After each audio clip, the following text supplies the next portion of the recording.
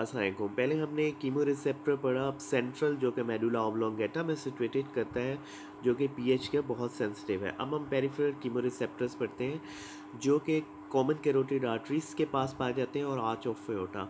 अब आपको पीछे से रिमेम्बरेंस करूं, जब हमने ब्लड प्रेशर पढ़ा था तो ब्लड प्रेशर के रिसेप्टर्स भी यही होते हैं, तो इनको याद करने का बहुत आसान है कि कीमो रिसेप्टर्स और ब्लड प्रेशर के रिसेप्टर्स जो से हैं, जो बैरो रिसेप्टर्स हैं, वो साथ साथ होते हैं। अच्छा, अब इसमें जो सबसे पहली फॉर्म है वो है डिक्रीज इन आर्टीरियल PO2, यानी पार्शियल प्रेशर ऑफ ऑक्सीजन। जो ही partial pressure of oxygen blood में डिक्रीज होता है, ये पेरिफेरल कीमो रिसेप्टर्स जो कि दोनों हैं, जो कि कैरोटिड में भी और बारिफिकेशन और आर्च ऑफ एओर्टा में पाए जाते हैं, दोनों इन्हें सेंस करते हैं decrease partial pressure of oxygen को। तो जो ही कम होती है तो ये ब्रीदिंग रेट को इंक्रीज कर देते हैं। तो partial pressure of oxygen must be तकरीबन 60 मिलीमीटर ऑफ मर्करी से बिलो होना चाहिए, तो तब ब्रीदिंग स्टार्ट होती है। तो इस पर ये बहुत ज़्यादा सेंसिटिव हो जाते हैं। ठीक है। अच्छा, जब कार्बन डाइऑक्साइड का पार्शियल प्रेशर बहुत ज़्यादा होगा ब्लड के अंदर, तब भी ये कीमो रिसेप्टर्स को एक्टिवेट कर देगा और ब्रीदिंग रेट ज़्यादा हो जाएगी। जो ही ब्रीदिंग रेट ज़्यादा होगी तो कार्बन डाइऑक्साइड बाहर चली जाएगी हमारे एक्सपिरेशन के ज़रिए और पीछे नॉर्मल हो जाएगा। ज़्यादातर पार्शियल प्रेशर पर कार्बन डाइऑक्साइड इंक्रीज होती है हाइपोक्सिया। हाइपोक्सिया एक कंडीशन होती है जिसमें कार्बन डाइऑक्साइड ज़्यादा हो जाती है और ऑक्सीजन कम हो जाती है। तो लेकिन जो कीमो रिसेप्टर का कार्बन डाइऑक्साइड पे रिस्पॉन्स है इन द ब्लड, वो इतना ज़्यादा अफेक्टिव नहीं है जो सेंट्रल है, जो मैंने आपको सेंट्रल बताया था, जो कि ब्रेन के अंदर होता है, कार्बन डाइऑक्साइड बनती है। ठीक है।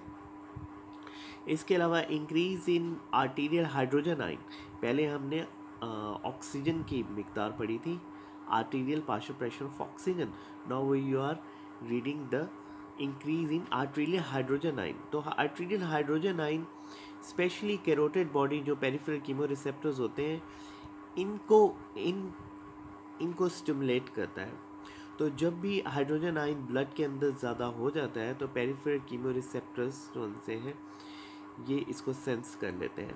ये बड़ा अहम है मेटाबॉलिक एसिडोसिस में, जो कि किडनी की डिजीज़ है। मेटाबॉलिक एसिडोसिस वो होता है जिसमें ब्रीदिंग रेट बहुत ज़्यादा इंक्रीज़ हो जाता है और उसमें एसिडोसिस, हाइड्रोजन आयन की मिकदार ब्लड के अंदर बहुत ज़्यादा हो जाती है। तो इसके बदले जो ब्लीडिंग रेट, जो हमारा लंग्स है, वो ब्रीदिंग रेट इंक्रीज़ कर देता है और पीछे it back to the normal pH। इसके अलावा बहुत सारे अदर रिसेप्टर्स हैं in our body which stimulates, when it stimulates it increase और डिक्रीज द ब्रीदिंग रेट। तो ये they are also control the breathing rate of our body.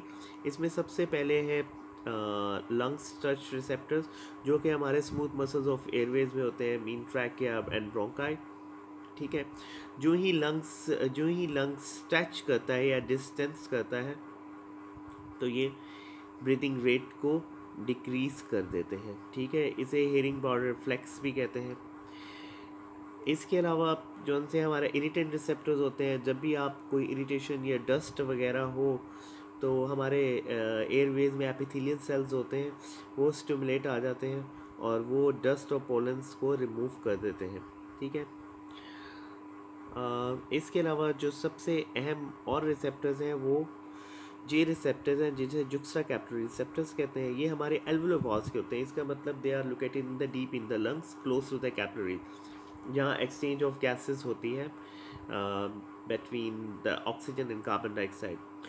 तो ये बड़े अहम है जे रिसेप्टर्स। ये हमारे तब एक्टिवेट होते हैं जब प्रेशर पल्मनी कैपिलरीज में ज़्यादा हो। वो या तो नमूनिया में हो सकता है या कोई भी ऐसी डिजीज़ हो जो लंग को अफेक्ट हो या हार्ट डिजीज़ हो। जैसे जब लेफ़्ट साइडेड हार्ट फेलियर हो जाता है तो लेफ़्ट साइडेड जो LA है, LA का रास्ता जो उनसे लंग्स के अंदर खुलता है, तो लंग्स में भी प्रेशर बढ़ जाता है, जिसकी वजह से वहाँ कैपिलरीज में ब्लड की इंगोजमेंट हो जाती है और ब्रीदिंग रैपिड एंड शैलो हो जाती है। तो डैट इज़ वाई कि एक हार्ट पेशेंट की ब्रीदिंग तेज़ होती है जब वो सीरियस होता है। It is due to the stretch of the J receptors. Other factors भी हैं लेकिन स्ट्रेच रिसेप्टर्स जो लंग्स में है वो ये काम करता है। ठीक है। इसके अलावा जब हम भागते हैं, when you run the exercise, हमारे जॉइंट में भी रिसेप्टर्स होते हैं, तकरीबन तमाम जॉइंट पे होते हैं, नी जॉइंट पे भी होते हैं। तो ये रिसेप्टर्स एक्टिवेट हो जाते हैं और ये ब्रीदिंग के वक्त ये एक्टिवेट होते हैं। तो फिर हमारे जो ब्रीदिंग के वक्त जो हमारे मसल्स यूज़ होते हैं वो उनको, जो एक्सपायरेटरी मसल्स मेनली ब्रीदिंग के वक्त यूज़ होते हैं, तो उनको एक्टिवेट कर देते हैं, जिसकी वजह से हमारी ब्रीदिंग ईज हो जाती है। ठीक है, I hope you get understand it. If any one of you have any questions, so do ask me in the WhatsApp.